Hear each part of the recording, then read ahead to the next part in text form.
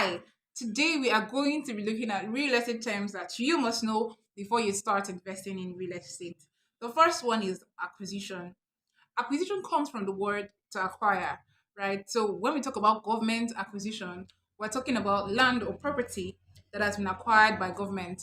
Now, according to the Land Use Act of 1978, all land belongs to government, right? So the government is holding the land in trust for all Nigerians. Now, there are two types of acquisition. There is committed acquisition and global acquisition. Committed acquisition is, the government has mapped out this land for something. Okay, when a land is under committed acquisition, it simply means that the government has mapped out this land for a particular use. It could be for barracks, it could be for a hospital, it could be for a school, it could be for a park, whatever.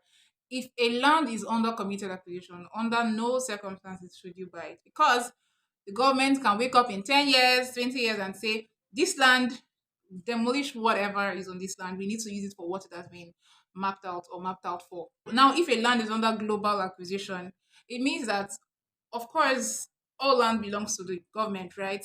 But then you can meet the government and say, okay, I'd like to be granted rights to ownership of this land for so and so purposes, right? The second term we would look at is ancillary fees. Ancillary fees are those extra fees that are attached to the main price of the property that you want to buy. So, for example, you buy a land for 5 million naira, you might be charged ancillary fees of about maybe 400,000 naira, and these fees could be used for development, right? Development including drainages. Say, for example, you buy a property in an estate, it could be used for perimeter fencing and things like that. So if you want to buy a property, don't just ask what's the price of the property. Inquire, are there ancillary fees attached to this property? If yes, what are they or how much is it? The third term we'll be looking at is contract of sale. Now, a contract of sale is simply an agreement to sell a particular piece of land. Typically, it is used when people are paying for a piece of land in installments. So the contract of sale is there to serve as evidence that somebody has agreed to sell this land to you.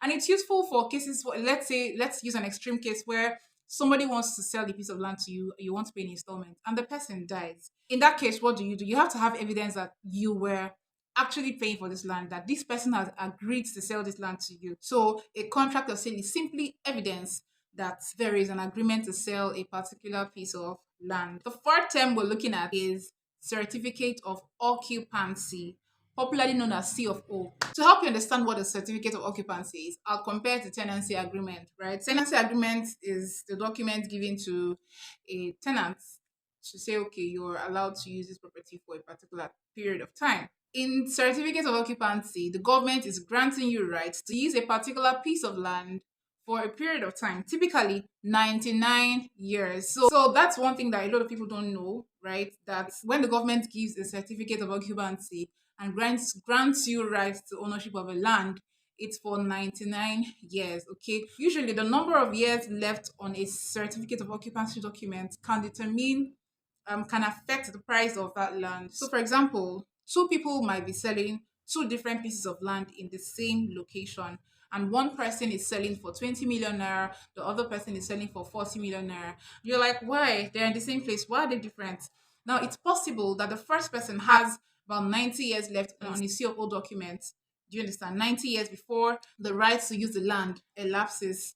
And the other person who is selling for 20 million naira might actually have, just 40 years left in the certificate of occupancy, 40 years left before they have to renew the C of O document. Now you see how the time on the C of O can affect how much you can buy land. So it's very important to check how long is left before you renew the certificate of occupancy with the government. The fifth and the last real estate term we're looking at is deed of assignment. Now, what's a deed of assignment? It's simply a document that evidences transfer of property, right? So once you have a deed of assignment and you have a survey plan, you can go to rest. You're covered, right? Assignment here just simply means transfer, right? And a deed is a formal legal document, right? So once you have a deed of assignment and you have a survey plan, you're covered. The land is legally yours. There's evidence that the land belongs to you, or ownership of that land has been transferred to you. So in the future, you can then go ahead to process your C of O. So we've come to the end of this video. If you're yet to subscribe to this channel, please subscribe and turn on notifications so that you're the first to know when I drop the next video. In this series, real estate terms you must know before you buy property. My name is Ubamara Ezenobi, and I'm a trusted realtor based in Enugu State, Nigeria. Thank you. Stay well. Bye for now.